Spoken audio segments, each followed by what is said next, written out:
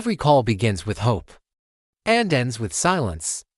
It's a sound we all know, that quiet hum before the world rushes back in. But what if a call wasn't just a call?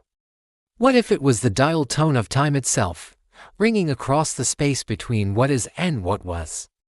I remember reaching for the phone, my thumb hovering over a name etched not just in the screen, but in the very fiber of my being. A connection I thought was severed, now buzzing with a life of its own. The first ring was a whisper, the second, a memory. By the third, the air in the room grew heavy, thick with the static of unspoken years. And then your voice. It wasn't clear. Not like before. It was a mosaic of 1,000 conversations, layered and overlapping. "Hello," you said, but it sounded like every hello you'd ever given me. Your laugh, a faint echo from a sunlit afternoon. Your sigh, a ghost from a long, quiet night. The signal glitched. Your face, a fleeting image on the screen, a digital ghost in the machine. It was surreal.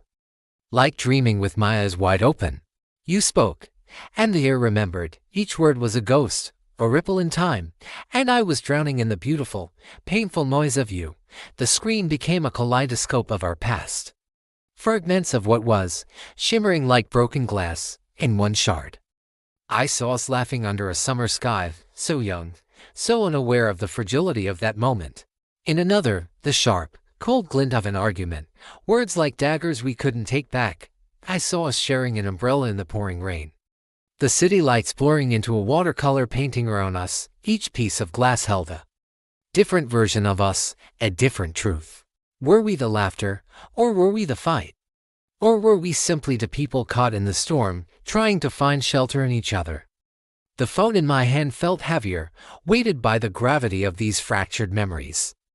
Each reflection was a story, a universe we built and then let shatter.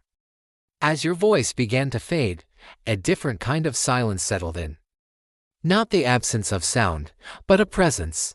It was the weight of all the unheard words, the things we should have said but never did. "I'm sorry. I forgive you. I miss you." They hung in there like dust motes in a sunbeam, visible but untouchable. I saw myself standing under a gentle rain of light, the phone slipping from my grasp, falling in slow motion.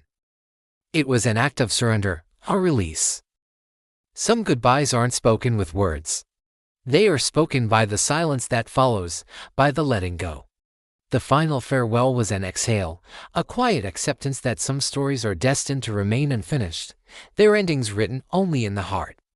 The phone landed softly, not on the floor, but in an expanse of still water.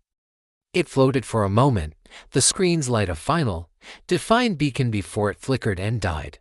The impact sent ripples outward, each one an echo of our story expanding into the darkness.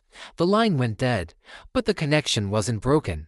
It had simply transformed. When the line goes dead, the heart keeps calling. The echoes don't fade. They just learn to live in the quiet spaces. In the gentle movement of the water, the ripples were the aftermath, the proof that something significant had happened here, a conversation that transcended wires and signals. The darkness was not an end, but a canvas. And slowly, a pure, white light began to bloom, swallowing the scene, promising not oblivion, but peace. The white light softened, and I found myself standing before a mirror. The room was gone. The phone was gone. There was only me, and my reflection, but the person looking back wasn't just me. They held a different kind of stillness, a wisdom in their eyes that I didn't yet possess.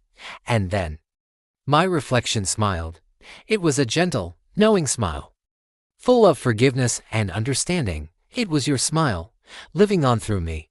As I watched, the reflection dissolved, not into nothingness, but into light, merging back into me. A profound realization washed over me in that final, silent moment. Maybe the last call was never between us. But within me, it was a conversation with the part of you that I carry. The echo that will forever reside in the chambers of my own heart. The goodbye wasn't an ending, it was an integration. It was the beginning of learning to listen to the silence, and finding you there,